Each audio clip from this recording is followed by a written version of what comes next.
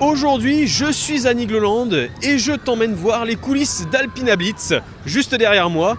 Donc tu vas suivre une petite série d'épisodes, donc c'est parti, on y va. Aujourd'hui, je te fais découvrir le contrôle des trains d'Alpina Blitz. Quelle préparation avant la mise en place des trains sur le parcours. Je te montre ça tout de suite.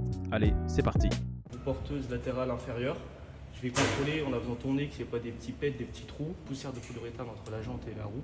Du coup là c'est du polyuréthane.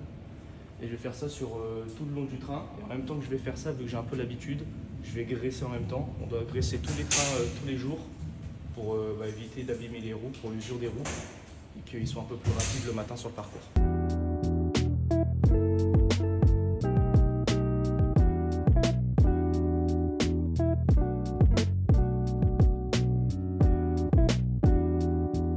Maintenant, on va contrôler la lame de frein. Je vais contrôler le chien de chaîne, donc c'est ce qui permet l'élévation du train dans le lift. Et ensuite, le cliquet anti-retour, donc c'est ce qui va venir bloquer le train et éviter qu'il recule en arrière dans le lift. Ça, du coup, le chien de chaîne, j'ai juste à le lever. S'il redescend, c'est que tout est bon. S'il reste bloqué en position haute, c'est qu'il y a un souci. Et du coup, pareil pour le cliquet anti-retour. Plus le petit silencieux. Le petit silencieux, il permet d'éviter d'entendre le clac-clac-clac à chaque fois dans la montée. Par train, on a seulement deux cliquets anti-retour et seulement un chien de chaîne. Du coup, je vais juste taper sur la lame de frein. Et du coup, de toute manière, si elle est un peu dévissée, on va l'entendre, elle va un petit peu bouger et le bruit va grésiller vachement. Donc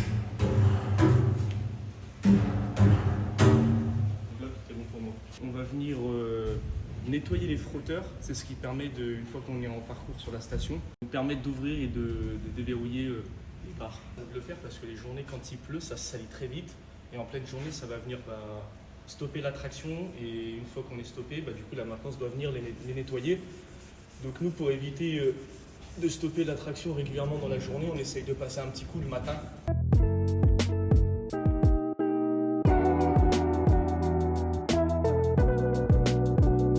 Et voilà, le train est prêt. Maintenant, il ne reste plus qu'à le mettre sur le parcours et à faire nos tests dynamiques avant l'ouverture au public. À la prochaine pour la mise en place des trains.